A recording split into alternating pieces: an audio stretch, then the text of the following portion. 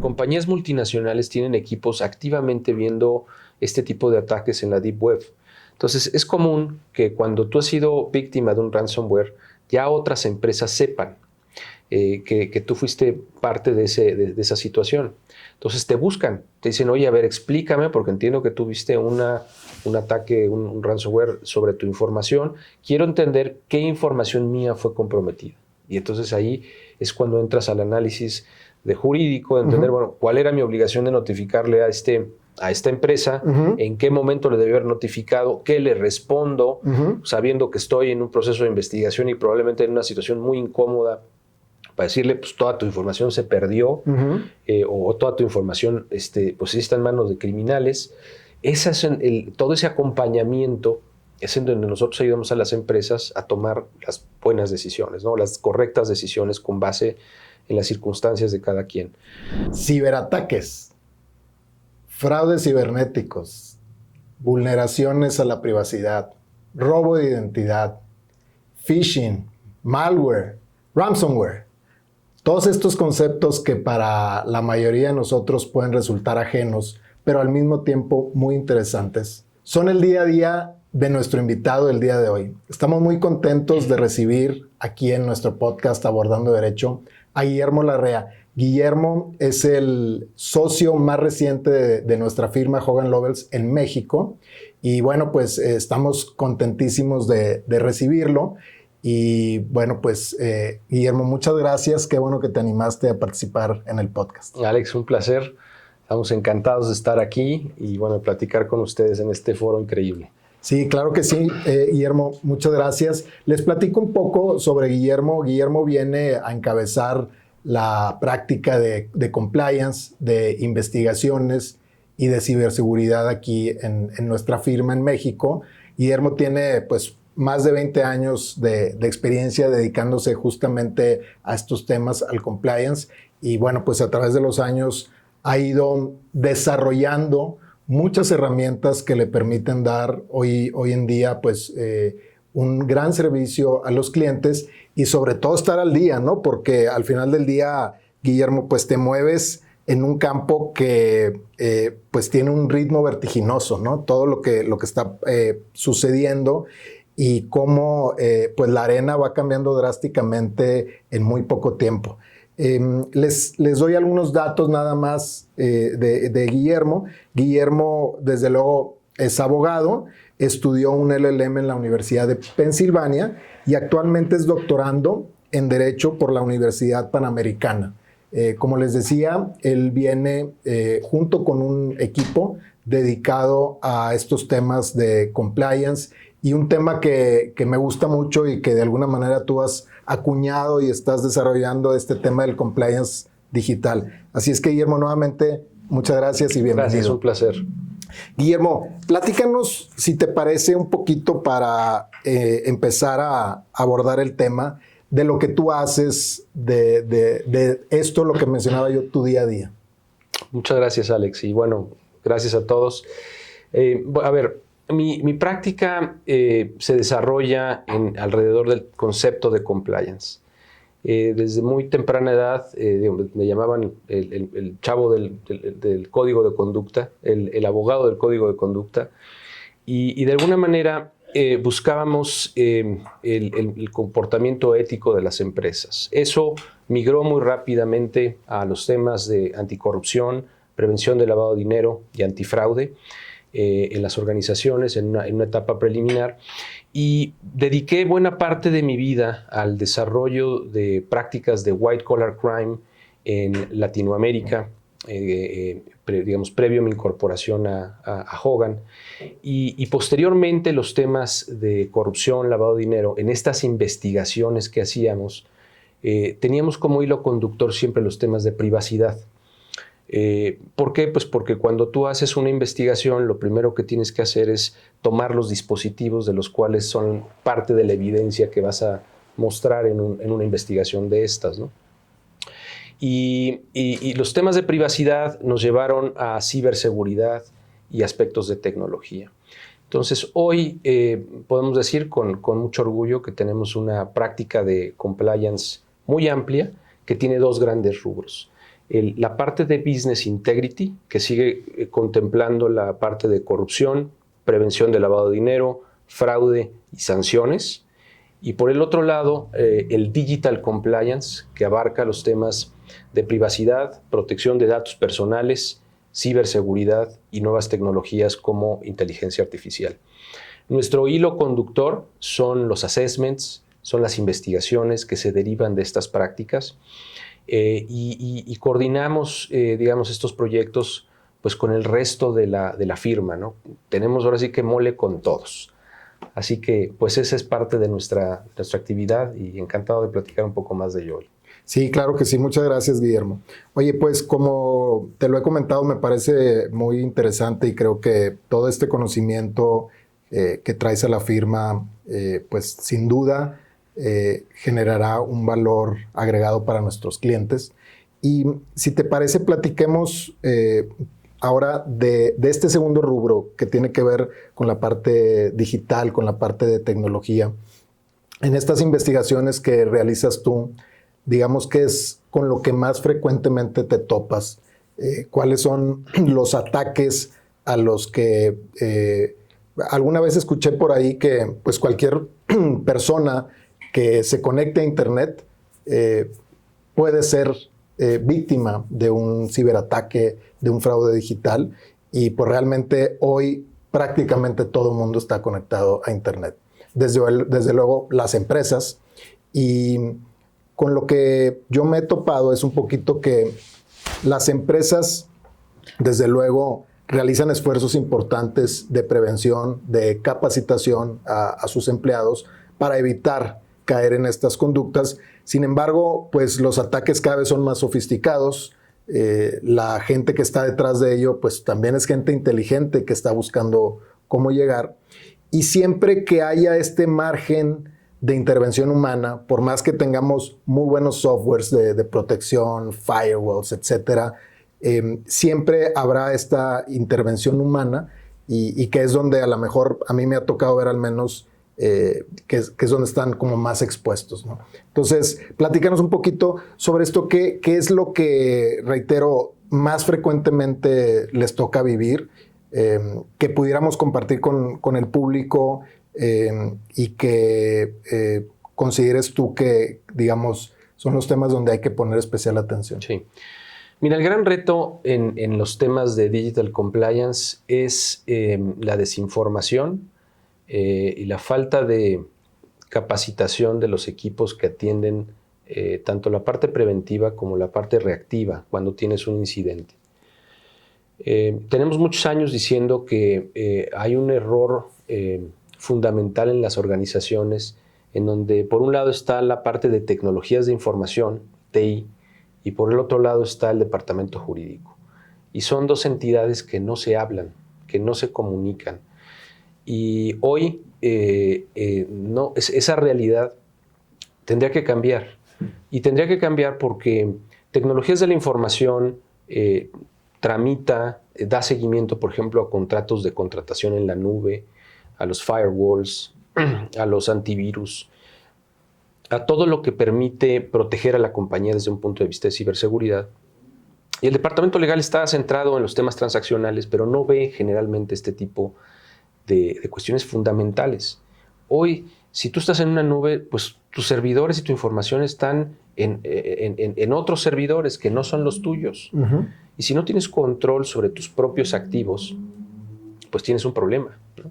Si no sabes cuándo o cómo reaccionar cuando hay una brecha de seguridad ante estos activos tuyos y están en manos de otros, pues tienes un problema. Entonces, es imprescindible que tecnologías de información y jurídico estén en plena coordinación. Es muy común cuando hay un incidente, de hecho hacemos un ejercicio que le llamamos tabletops, en donde simulamos ataques de distinta índole, ¿no? Puede ser un ransomware, puede ser un phishing, y ponemos a las distintas partes de la compañía a reaccionar cuando algo sucede.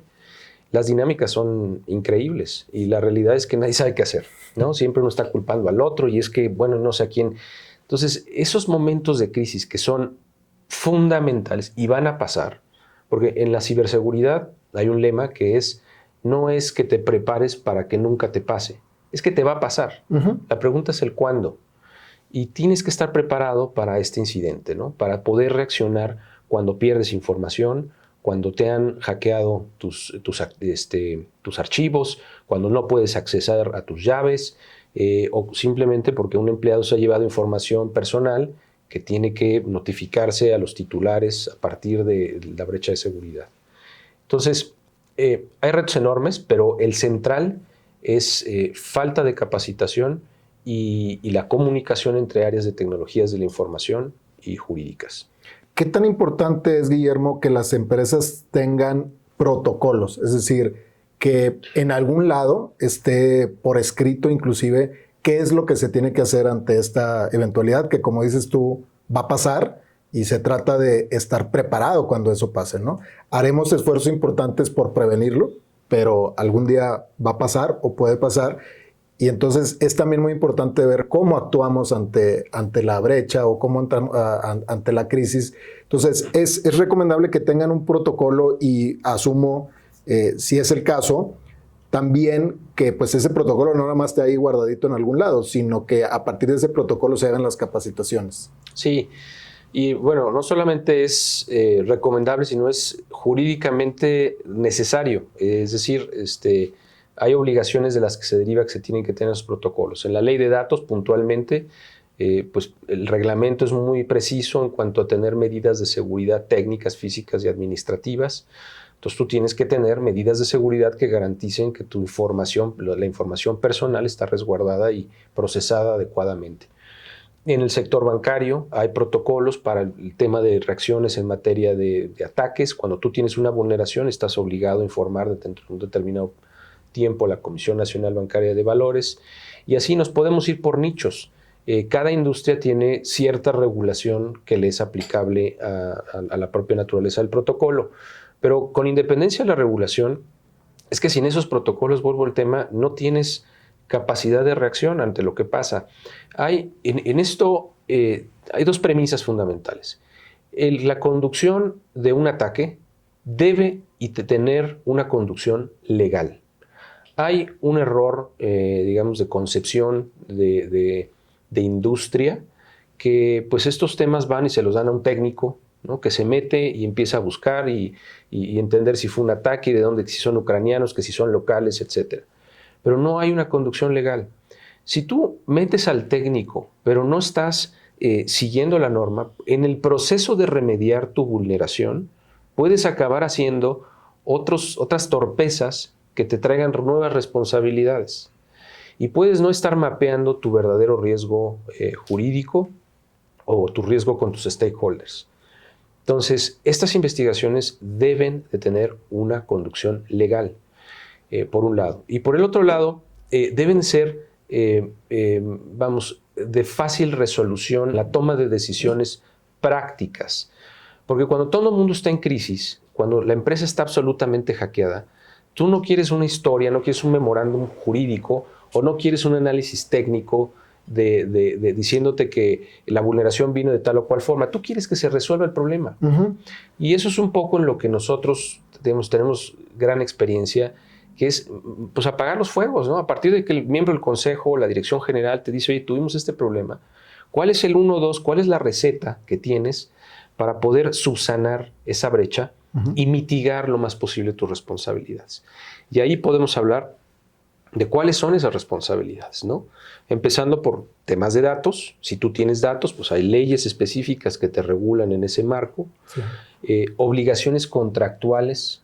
Cuando alguien entró a tu casa, se llevó los contratos, se llevó la información, pues estás vulnerando el principio de confidencialidad que tienes pactado. Claro. Y la pregunta que tienes que hacer es, oye, ¿ya le notificaste a tu contraparte? ¿Tienes cláusulas de indemnización? ¿Tienes obligación de notificarle con base en el contrato? ¿Lo sabes, no lo sabes? ¿Cómo reaccionar, no? Y te interrumpo ahí, Guillermo, porque esto me parece fundamental. La concepción es que, bueno, sabemos que hay empresas que recaban datos personales de clientes o de terceros. A lo mejor habrá otras empresas que lo hacen en mucho menor medida.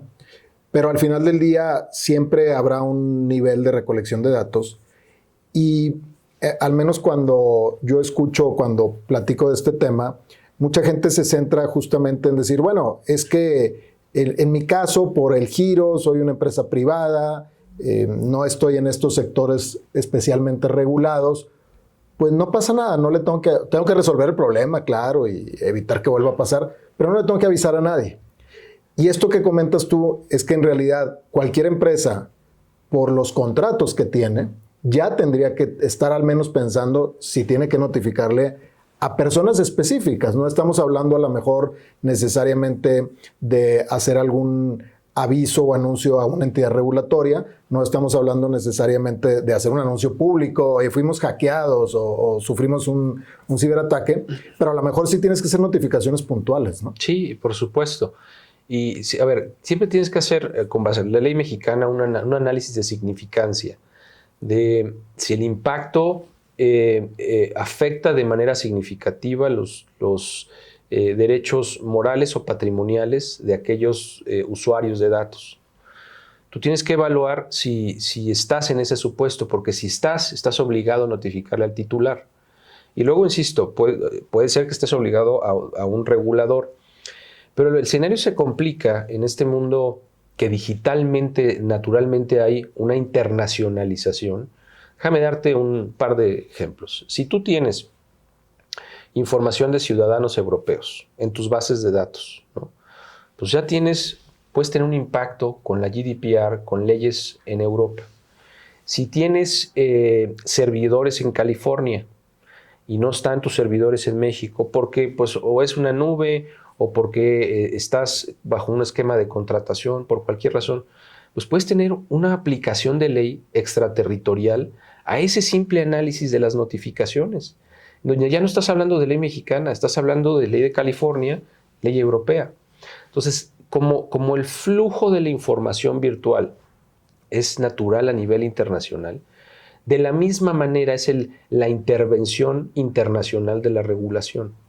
Y es ahí donde muchos asesores fallan, ¿no? Porque pues, no mapean estas responsabilidades frente a otro tipo de regulaciones que pudieran tener impacto e inclusive mayor que la propia a veces ley mexicana. Hablábamos de los temas de notificación, luego el tema de contratos, luego están los informes a regulador y luego está, pues entender el famoso deslindar responsabilidades, ¿no? Uh-huh. Bueno, ¿fue interno el ataque?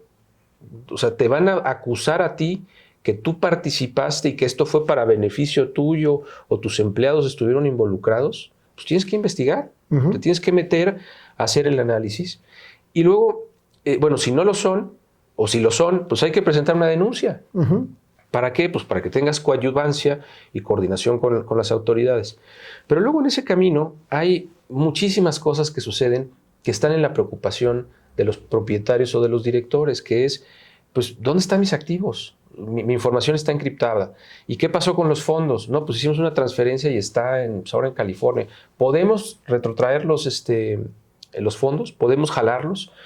Y entonces, una de las cosas que nosotros hacemos es coordinamos con la Guardia Nacional, coordinamos con policías cibernéticas estatales, coordinamos con el FBI, con el Departamento de Justicia de Estados Unidos, pues para entender qué medidas podemos tomar, digamos, policíacas para la recuperación de activos y para agarrar a los agresores o los perpetradores de este tipo de ataques.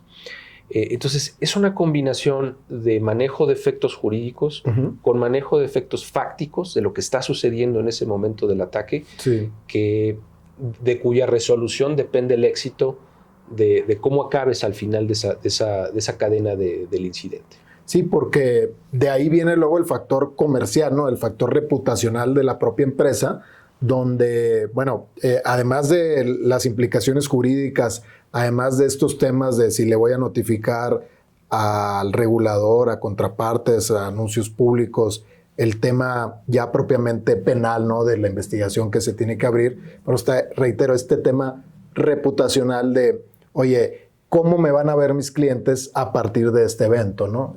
¿Van a dejar de confiar en mí? ¿Van a querer dejar de hacer negocios conmigo? Entonces, creo que se viene una cascada de situaciones donde, bueno, pues tendrá que darse una asesoría, creo yo, 360 a las empresas, desde luego la jurídica, como dices tú, digamos, liderando algunos de estos temas, pero sin duda, pues que tiene que ser un tema multidisciplinario, ¿no? Porque en lo que a mí me ha tocado ver, Guillermo, también nos hemos topado con que se contrata gente, digamos, técnica para precisamente ver qué pasó, ¿no?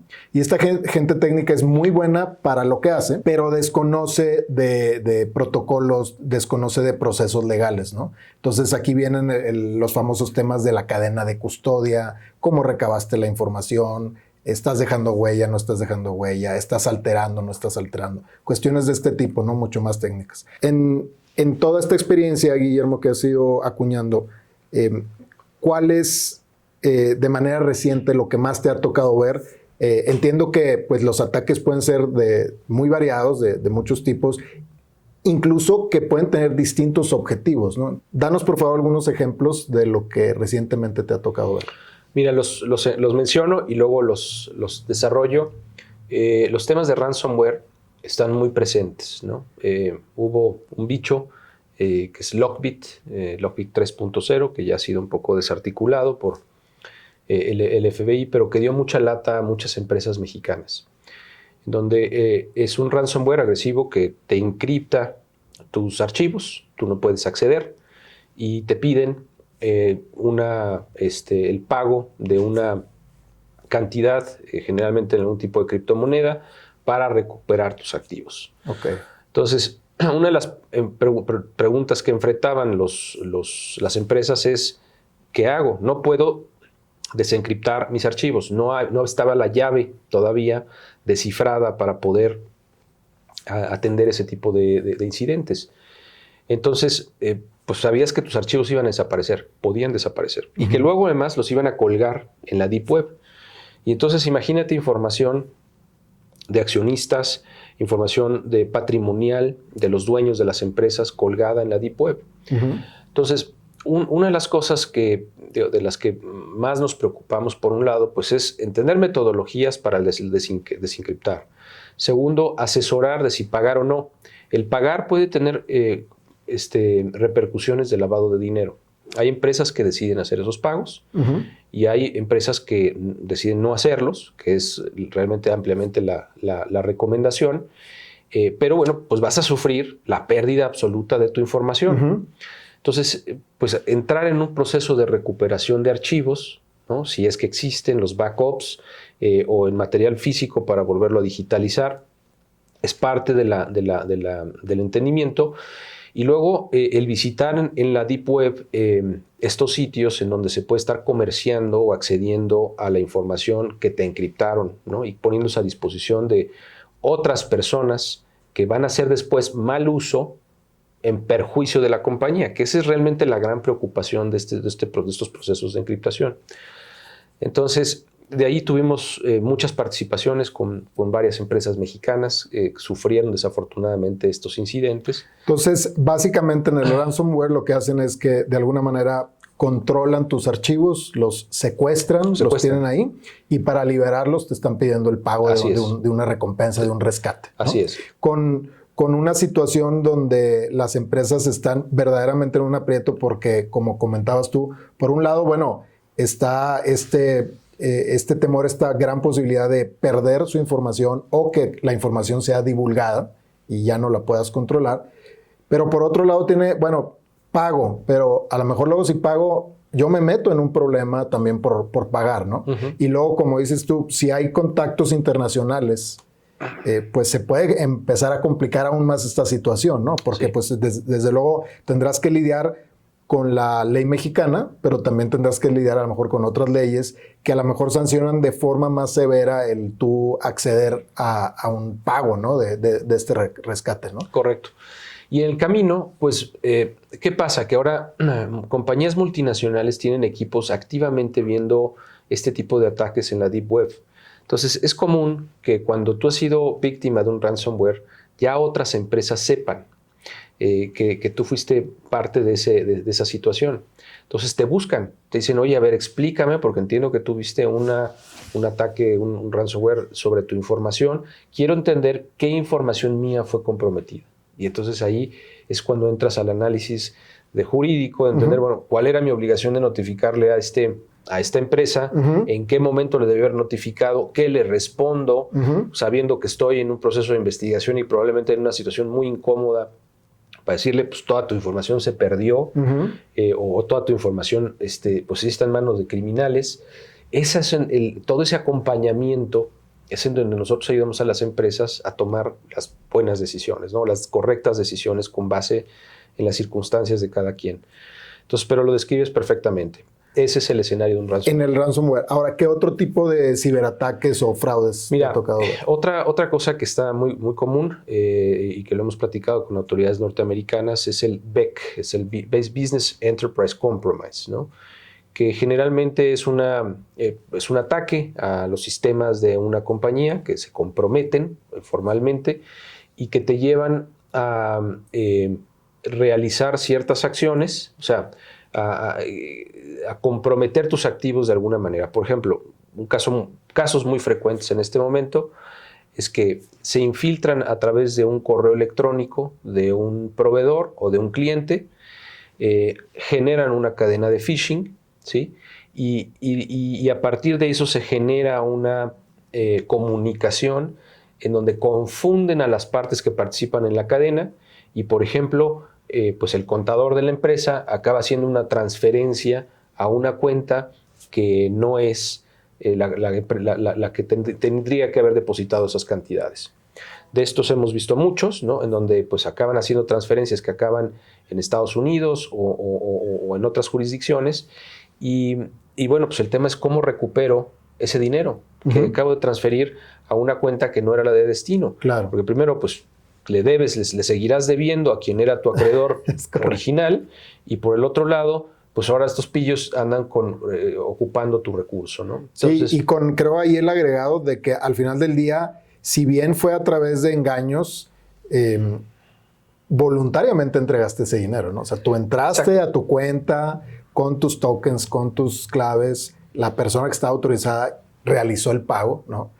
La razón por la que lo realizó será a lo mejor porque fue engañada, fue sorprendida, pero pues al final del día la operación es válida en principio, ¿no? Y es donde se empieza a complicar, ¿no? Así es, pero en el fondo de todo esto pues hay una defraudación, ¿no? Tú dices que puedes ser pagador de buena fe y en ese sentido generar un argumento frente a tu acreedor real. Habrá que ver qué dice el contrato en ese sentido en la relación con tu acreedor. Pero pues siempre quieres perseguir el dinero, ¿no? Y entonces hemos colaborado con muchos agentes del FBI, sobre todo del lado americano, porque esto es muy común. Esto pasa todos los días en transferencias entre México y Estados Unidos. Todos los días. Y cantidades de 1 a 100 millones de dólares en transferencias. Entonces, pues estás buscando, presentas una declaración, una denuncia en Estados Unidos y hay agentes del FBI que te dicen, oye, pues mira, podemos hacer esto, o esta es la línea de investigación, actividades policíacas para la persecución del dinero, ¿no? Está la parte de entender pues, si los fondos ya fueron retraídos de la cuenta de destino o no. Si ya fueron retraídos, bueno, pues ya es la investigación que seguirán las autoridades correspondientes. Si están en tránsito, bueno, hay actividades que se pueden hacer con los bancos para tratar de recuperar el recurso y bloquear cuentas antes de que lleguen a su destino. Y eso es importante, por eso el engagement de equipos de reacción, como nosotros, en momentos tempranos de este tipo de ataques. Pero es muy importante entender cuál es el origen del compromiso interno, cómo se filtró, porque esto te puede pasar de manera sistemática. Puede ser que de manera sistemática estén infiltrándose, o puede ser que sea en coadyuvancia con algún empleado interno. Entonces, es indispensable investigar, hacer un análisis forense del ataque, de cuál fue el vector de ataque, cuál fue el inicio de la vulneración. Generalmente es una combinación entre entrevistas, un procedimiento técnico, ¿sí? Pues que te arroje un reporte y sepas realmente qué sucedió, ¿no?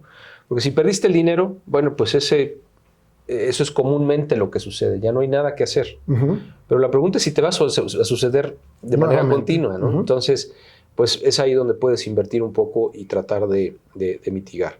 Eso lo conecto yo con lo que comentaba al principio de nuestra charla sobre la intervención humana, ¿no? Porque al final del día, por ejemplo, estos correos donde hay una suplantación de identidad, ¿no? Y donde se hacen pasar por, como dices tú, algún cliente, algún proveedor, inclusive por un alto funcionario de la compañía, ¿no? Donde le indica a las personas de pagos, a las personas que, oye, hay que realizar este pago de inmediato a esta cuenta.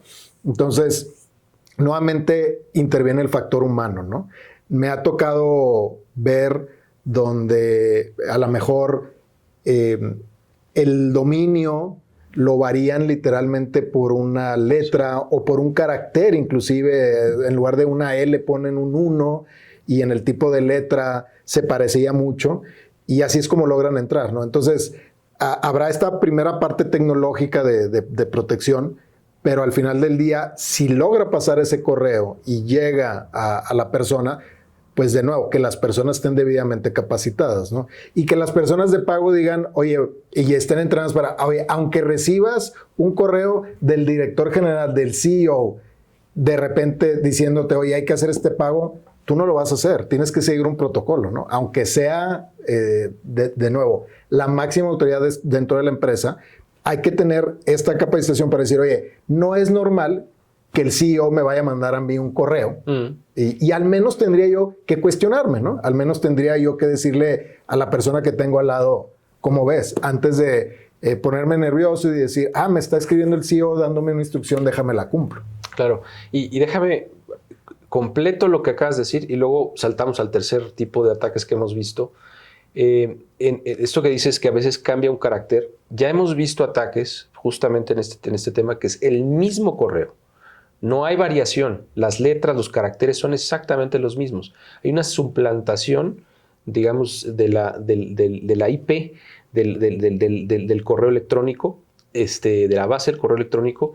Entonces, pues no tienes forma de distinguir cuál fue, o sea, si es verídico o no es verídico. La única forma es a través de sistemas que te permiten detectar si efectivamente pues pertenece a una persona de la compañía o no. Que en el día a día y digamos en el ritmo vertiginoso de la empresa, por ejemplo el área de pagos que es muy vulnerable, pues está haciendo a lo mejor cientos, miles de pagos, pues no se va a detener en cada caso oye, hay que verificarlo, ¿no? O sea, hay que ejecutar, hay que procesar y es donde se empieza a complicar. En estos casos que dices tú, bueno, más sofisticados aún, donde de hecho es la misma dirección, ¿no? Sí. ¿Cómo la utilizaron y cómo lograron mandar un correo de esa dirección? Pues será un tema complejo tecnológico, pero de entrada la persona que lo recibe, aún siguiendo ciertos protocolos, pues puede decir, oye, sí es, déjame lo cumplo, ¿no? Sí, digo, sí hay luego indicios, ¿no? Ya cuando ves la cadena de los correos, suele haber faltas de ortografía en los correos, sí. O alguna cuestión así o algo fuera de contexto. A mí fíjate que lo que me ha tocado ver mucho es en empresas, por ejemplo, mexicanas, que la comunicación es en español y a lo mejor los criminales no son de acá y a lo mejor no dominan el español, pues están utilizando traducciones que les arrojó también algún buscador o alguna inteligencia artificial. Y sí es perceptible que el lenguaje no se lee como un español forzado, como un español que no se utilizaría. Que no es nativo. Exactamente. Sí los hay, aunque hay que decir que con el tema de inteligencia, y ahí voy al tercer tema, el tema de inteligencia artificial, pues eso cada vez es menos, porque hay traductores ahora increíbles, ¿no? Que te permiten hacer traducciones pues casi coloquiales en ese sentido. Y bueno, este es el tercer gran rubro que estamos viendo, que es una combinación de social engineering con elementos de inteligencia artificial en ataques en las empresas, ¿no? Nos tocó un caso con una compañía donde un director financiero de la compañía es instruido por el dueño a nivel global de la compañía a transferir ciertos millones de dólares a una determinada cuenta. Y dices, bueno, pues esa es la típica en la que todos caen y cómo cae una persona así, ¿no? No, es que el uso de herramientas de inteligencia artificial, primero a través de un phishing, ¿no? Un phishing que genera una cadena de correos, instruyéndole en ese mismo sentido. Luego, temas de autenticación de voz, suplantación de voz del CEO global en una conversación con el director de la compañía en su propio idioma, que en este caso era japonés. Entonces dices, oye, a ver, me llamó el número 1 de la empresa, tengo el correo, me están instruyendo que transfiera de manera urgente estas millones de dólares a otra cuenta.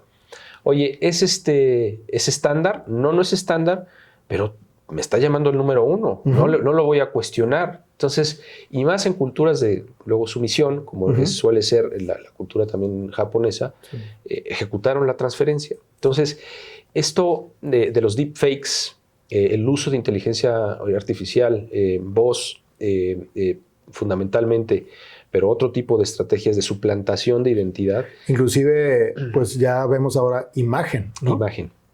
Va a ser el pan nuestro de todos los días que las empresas van a enfrentar. Y aquí el gran absurdo es que esto está aquí, está enfrente de todos, y tú le preguntas a una empresa, oye, ¿tienes un protocolo de herramientas de tecnología artificial? ¿Qué tipo de algoritmos usas? ¿Cuáles son tus medidas en este sentido? Inclusive para el propio uso de los empleados, de decir qué tipo de herramientas, si están usando ChatGPT o qué otro tipo de inteligencia artificial para la propia compañía, pues no tienen inventarios, no tienen política y no hay nada en ese sentido. Entonces, es una gran invitación a, digamos, a quien nos escucha, a mirar ese tipo de protocolos, sobre todo a entrenar, porque el tener protocolo, tú sabes, no sirve de nada si está ahí arrumbado. Exacto. Al final es que viva dentro de la empresa, ¿no? Dentro de los sistemas, dentro de la forma y la cultura empresarial. Es en parte en lo que estamos muy ocupados en este momento. Y yo creo que otra parte bien importante de los protocolos, obviamente habrá protocolos generales, habrá protocolos más específicos, pero al final del día los entrenamientos sí hacerlos de manera muy dirigida y personalizada. ¿Por qué? Porque dentro de una organización, pues las personas realizan distintas funciones, ¿no? Y en función de lo que hacen, es que se puede determinar, bueno, a esta persona hay que entrenarla en esta parte, a esta persona hay que entrenarla en esta parte, ¿no? Entonces, no nada más es tener el protocolo, inclusive no nada más es hacerlo, como dices tú, que tenga vida, sino también, pues, el diseño de ese protocolo y sobre todo de los entrenamientos, ¿no?